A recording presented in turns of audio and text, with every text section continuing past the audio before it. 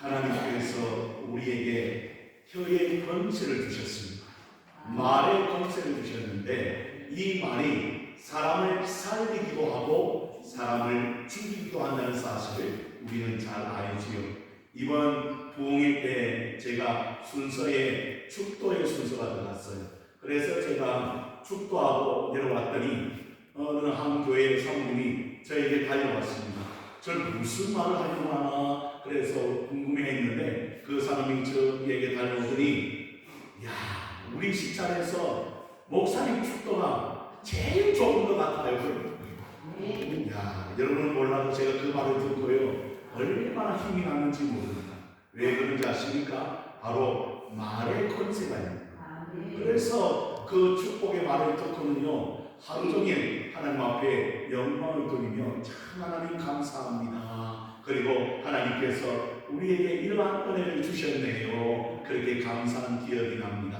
사랑하는 성도들이여, 여러분의 삶에도 이런 축복의 말의 권세가 나타나기를 주님의 이름으로 축복합니다. 그래서 얼마나 귀한 이야기인지 예수의 이름으로 축복하는 곳곳마다 하나님께서 함께 하시는 역사가 일어나게 될 줄로 믿으시기를 바랍니다. 그런데 오늘 중요한 것은 요한계시록을 살펴보면서 요한계시록에는 많은 성도들이 이야기하기를 심판만 있는 것이 아닙니다.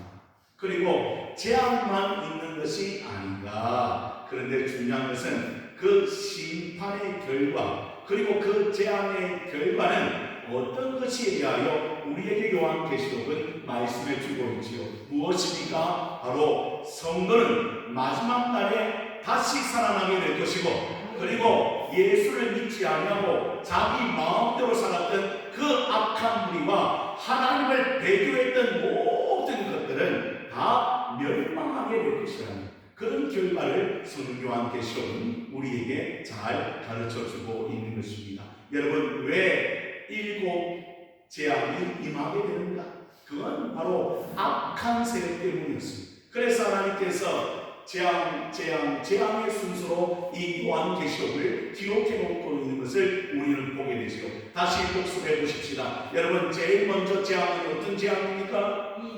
일곱 인재앙이 있었습니다. 두 번째 재앙은요, 일곱 나팔 재앙이 있었습니다. 세 번째 재앙은요, 일곱 대적 재앙이 있습니다. 그래서 이제 일곱 대적 재앙 예름으로 말미암아 그 모든 재앙이 끝나고 오늘 본문의 말씀은 이렇게 시작합니다. 17장 1절의 말씀을 보시죠. 또 일곱 대적을 가진 일곱 천사 중 하나가 와서 내게 말하여 이르되 이리로 오라. 많은 물 위에 앉은 큰 음령을 받을 심판을 내게 보이라. 그렇게 말씀하는 것을 듣습니다. 여러분, 오늘 보니까요 누가 나와요? 큰 음령이 나와요. 그리고 그 앞에 어디에 앉은? 어디에 앉은? 많은 물 위에 앉은 큰 음녀가 나온다. 그런데 이 큰 음녀는 어떻게 해석해 놓는다고 하더니 5절의 말씀을 봐요. 5절의 말씀을 보니까 그의 이마에 이름이 기록되었으니 비밀이라 큰 바벨론이라 땅의 음녀들과 가증한 것들의 음이라 하였더라. 이 음녀가 결국 누구라는 거예요? 바벨론이라는 거예요. 여러분 묻습니다. 그러면 이 바벨론은 뭘 상징할까요? 예, 이 바벨론은 바로 사탄을 상징합니다. 다시 말하면 악한 세력을 상징하는 것을 우리는 알게 됩니다. 예전에 구약 성경에 바벨론이라는 나라가 있었지요. 그 바벨론이 누구를? 이스라엘 민족을 포로로 잡혀가게 하는, 그리고 이스라엘 민족을 심판하는 대상으로 하나님께서 사용하신 나라였는데 이 나라도 결국에는 멸망을 당했습니다. 그리고는 이 나라가 이제 무엇을 상징한다고 보았더니 큰 음료와 바벨론은 동일한 말이요 그 바벨론의 세력은 바로 악한 세력이요 사탄의 세력인 것을 우리에게 보여주고 있는 것입니다. 그래서 여러분 구약 성경이나 신약 성경에 음료, 바벨론, 그리고 여러분 사탄을 상징하는 단어가 있었죠. 뭐가 있었습니까? 그렇죠, 용. 그리고 또 뭐가 있습니까? 뱀. 그렇죠. 야, 이제 잘하네. 그래서 하나님께서 이런 이야기가 나오면 뭘 상징한다? 사탄의 세력을 상징한다는 사실을 우리는 알아야 한다고 성경은 가르쳐주고 있는 것이죠. 그래서 오늘 큰 음녀 바벨론이 있었는데 이 나라 이 여인이 어떤 일을 했는가 보았더니 2절의 말씀에 기록되어 있습니다. 2절의 말씀을 한번 읽어보십시다. 시작. 땅의 임금들도 그와 더불어 음행하였고 땅에 사는 자들도 그 음행의 포도주에 취하였다 하고, 보니까 땅의 모든 권력하는 임금들이잖아요. 이 가장 큰 권력이 누구에게? 음료와 더불어 음행하였다. 이 말은 악한 세력과 더불어 잘못된 길을 걸어갔다는 거예요. 그래서 여러분, 그들은요 어떻게 합니까? 자기의 세력을 높이려고 얼마나 많은 일들을 행했는지 모르는, 뿐만 아니라 그 땅에 사는 자들도 누구로 말미암아? 그 음료로 말미암아 음행의 포도주를 마시는 그런 취하여 그런 비틀거리는 사람들이 다 되었더라. 그렇게 성경은 기록하고 있는 것이죠. 요새 말하면 요즘 강대국들이 어떻게 합니까? 자기 힘을 가시하기 위하여 어려운 나라를 어떻게 합니까? 마음대로, 자기 마음대로 휘젓고 있는 이런 세력들이 바로 사탄의 세력이라는 사실을 우리는 알아야 합니다. 여러분, 원래 하나님께서 왜 강한 나라로 만들어 주셨나요? 그냥 아니, 여러분 어렵고 그리고 힘들어하는 저 아프리카나 아니면 저 동해 지역에 여러분 하나님께서 그를 돕기 위하여 그런 강한 힘을 주셨는데 그렇게 하지 못하고 결국에는 그 강한 권력을 사용하여 악하게 쓰는, 그래서 하나님께서는 이런 세력들이 바로 사탄의 유혹에 넘어간 세력들이요, 그래서 결국 이 나라 저 나라 멸망시키려고 하는 악한 세력들이라는 사실을 우리에게 보여주고 있죠. 여러분, 하나님께서 우리 대한민국도 축복해 주신 줄로 믿습니다. 그런데 중요한 것은 이 축복을 우리만 누리라고요? 아니, 그래서 우리는 늘 교회에서 어릴 때부터 들었던 우리 목사님들의 설교가 기억이 나는데 뭘 기도했냐면, 하나님, 이 나라가 다른 나라를 도울 수 있는 나라가 되길 원합니다. 이런 게 어릴 때 기억이 나요. 기도했거든요. 그리고 더 나아가 하나님, 우리나라가 이 세계 가운데서 선교사를 제일 많이 배출하는 그런 나라가 되게 하옵소서. 근데 놀라운 것은 그러한 기도의 제목들이 이루어지더라고요. 그래서 우리나라가 원래 원조를 받던 나라거든요. 그런데 어떻게 되었습니까? 다른 나라를 도울 수 있는 나라. 그리고 우리나라가 선교사 3명도 배출하지 않았던 나라인데 이제는 세계 선교사를 제일 많이 배출하는 그런 나라. 하나님께서 이 땅을 그렇게 축복해 주셨더라.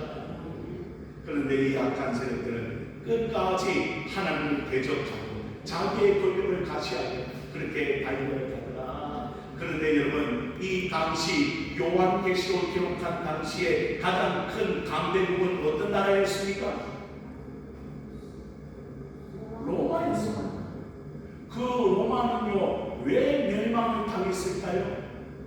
바벨론도 멸망을 당했지요. 그 강대국 같은 로마도 왜 멸망을 당한 줄 아세요 여러분? 그 로마의 도시의 중심지에 뭐가 많았더라? 우상도 많았지만 목욕탕이 많았어요. 그러면 왜 목욕탕이 많습니까? 여러분, 그곳은 음행하는 장소였어요. 사치하는 장소였어요. 술의 문화가 있었던 곳이었어요. 그러니까 그렇게 향락에 빠지고 사치에 빠지고 음행에 빠지니까 그 강한 나라도 하루아침에 어떻게 되었더라? 멸망을 당하고 무너지게 되었다는 거예요. 지금도 마찬가지입니다. 우리나라가 하나님의 은혜의 축복으로 잘 사는 나라가 되었는데 젊은이들이요 향락에 빠지고 사치에 빠지고 음행에 빠지면 결국 우리나라도 소망이 없는. 그래서 저는 늘 기도하기를, 특별히 대학들을 위해 기도하는데 하나님, 그 대학들이 믿음의 대학이 되기를 원합니다. 이 청년들이 살아야 됩니다. 그런데 감사한 건요, 우리 큰아들이 다니는 그 대학에 여러분 얼마나 복률이 참으로 좋은지, 그리고 이 아이가 대학에 들어갔는데 들어가자마자 그렇게 이야기하는 거예요. 아버지, 대학에 들어갔더니 우리 대학에는요 예수 믿는 사람이 많고, 그리고 더 감사한 것은 목사님 자녀들이 그렇게 많다네요. 한국 교훈대인데 그 대학에 여러분 목사님 자녀들이 많이 들어온다는 거예요. 왜 내가 이런 이야기를 하느냐? 여러분, 그 목사님 자녀들이요 믿음이 좋아요. 그래서 훌륭한 선생님이 한번 되어보세요. 그러면 그 선생님들이 각각 학교에 어떻게 됩니까? 교사로 파송이 될 거잖아요. 그러면 그 믿음의 선생님들이 누굴 가르칩니까? 다음 세대를 가르칩니다. 그래서 그 믿음의 선생님들이 바로 서서 다음 세대를 믿음으로 가르치면 이 나라 민족이 새로워지고 살아나요. 그걸 기도하고 있다는 겁니다.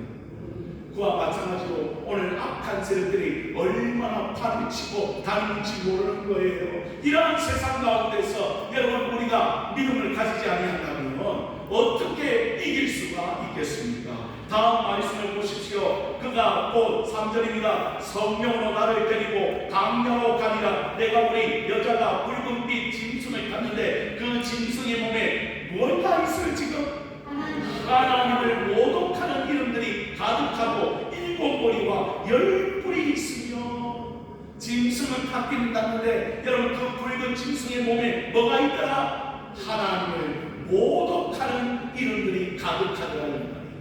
다시 말하면 그 음녀가 짐승을 탔는데 그 짐승에는 하나님을 대적하는 이름들이 가득하더라. 그리고 4절에 그 여자는 자줏빛과 붉은빛 옷을 입고 금과 보석과 진주로 꾸미고 손에 금잔을 가졌는데 가정한 물건과 그의 음행에 더러운 것들이 가득하더라. 여기 보니까 뭐가 있어요 여러분?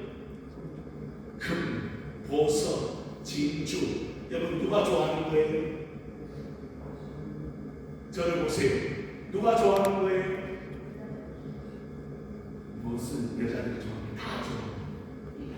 여러분 금값이 어떻게 엄청 올랐잖아요. 그러니까 금이라면 사람들이 사두를 못 써. 돈이라고 하고 보석이라고 한다면 얼마나 좋아하는지 몰라요. 여러분이 안 좋아하는 것처럼 보이지만 여러분도 좋아하잖아요. 그런데 이것으로 그 음료가 다 휘둘리고 있어요. 이 말은 여러분 말세 시대에 돈을 사랑하게 됩니다. 말세에 뭘 사랑한다고요? 돈을 사랑한다. 그래서 요즘에는 우리나라는요 주식에 미쳤다는. 그래서 젊은이들이요 직장을 안 가잖아요. 어디에 빠져있느냐? 주식에 빠져있어요. 지금 주식이 확 올라가잖아요. 그러니까 젊은이들이요 그게 환상이. 그래서 그게 미쳐. 그리고는 자기의 삶을 그게 다 투자해요. 그러니 온전한 삶이 되겠나 이 말이에요. 여러분 사탄은 그렇게 많은 영혼들을 유혹하고 있습니다. 그래서 할 수만 있다고 한다면 우리도 예수 믿는 성도들도 어떻게 한다? 잡아서 같이 지옥에 끌고 가려고 얼마나 몸부림치는지. 사랑하는 성도 여러분, 여러분에게는 영적인 분별력이 있기를 원합니다. 오늘 이 시대에 하나님께서 믿음의 성도들에게는 특별히 영적인 지혜가 있기를 원합니다. 그래서 세상을 분별하고 이 세대가 어떤 것인지, 악한 세력이 무엇으로 우리를 유혹하는지 잘 알아야 된다는 거예요. 여러분 그래서 우리는 창세기 말씀을 통하여 요셉의 경험을 봤잖아요. 요셉은요 누가 유혹했습니까? 보디발의 아내가 그를 유혹하잖아요. 그런데 요셉의 중심에 뭐가 있었어요? 하나님. 이 큰 죄를 어떻게 하나님을 내가 볼 수가 있겠냐? 예전 성경에 내가 하나님 앞에서 득제할 수 있게. 사랑하는 성도들, 그런 신앙으로 살아야, 믿음으로 살아야 이 시대를 이길 수 있는 줄로 믿으시길 바랍니다. 그래서 5절에 그 비밀을 밝혀주고 있어요. 그 음료는 뭐라고 이야기합니까? 앞에서도 말씀드렸지만 바벨론이 아니냐. 다시 말하면 여러분 바벨탑 사건을 알잖아요. 여러분 왜 바벨입니까? 그들이 흩어지기를 면하기 그리고 하나님을 향하여 대적하며 큰 탑을 쌓았죠. 그때 하나님께서 어떻게 하셨습니까? 다 흩어버렸습니다. 언어를 혼잡게 하고 하나님께서 그 악한 백성들을 다 흩어버렸습니다. 그게 바벨탑 사건이에요. 그리고 하나님을 대적하는 것이 바로 바벨론이라는 사실을 우리는 알아야 그래서 오늘 성경은 또 이야기합니다. 6절의 말씀에 읽어보십시다. 6절입니다. 시작. 또 내가 보매 이 여자가 성도들의 피와 예수의 증인들의 피에 취한지라. 내가 그 여자를 보고 놀랍게 여기고 크게 놀랍게 여기니. 이 여자는 무엇에 취했습니까? 지금 보십시오. 성도들의 피와 예수의 증인들의 피에 취하였다. 다시 말하면 그들의 피를 어떻게 이 여자가 탐하였다는 거예요. 다시 말하면 이 여자 악한 세력들을 통하여 어떤 자들이 예수 믿는 성도들이 예수의 증인들이 다 피를 흘리고 말았다는 거예요. 순교를 가져가는 겁니다. 여러분 이 시대도 마찬가지입니다. 로마 제국이 누굴 핍박했습니까? 예수 믿는 모든 성도들을 핍박했습니다. 그래서 그 예수 믿는 사람들이 어디로 끌려갔습니까? 그렇죠. 사자굴에 끌려가고 화영장에 끌려가고 여러분 얼마나 많은 핍박과 어려움이 있었는지 모릅니다. 그 속에서 여러분 그들은요 예수를 부인했습니까? 나는 끝까지 예수님 사랑합니다. 나는 끝까지 예수님 따라갑니다. 그렇게 하고 말미암아 여러분 놀랍게 하나님께서 그 영혼들을 받으셨다는 사실을 우리는 알게 되죠. 여러분 오래전 이야기지만 여러분 전 세계 기독교인 가운데 8명 중에 1명이 지금도 박해를 받고 있다고 합니다. 8명 중에 1명이 박해를 받고 있다는 거예요. 여러분 아프리카와 그리고 여러분 저 아시아 지역에는요 5명 중에 2명이 지금 박해를 받고 있다.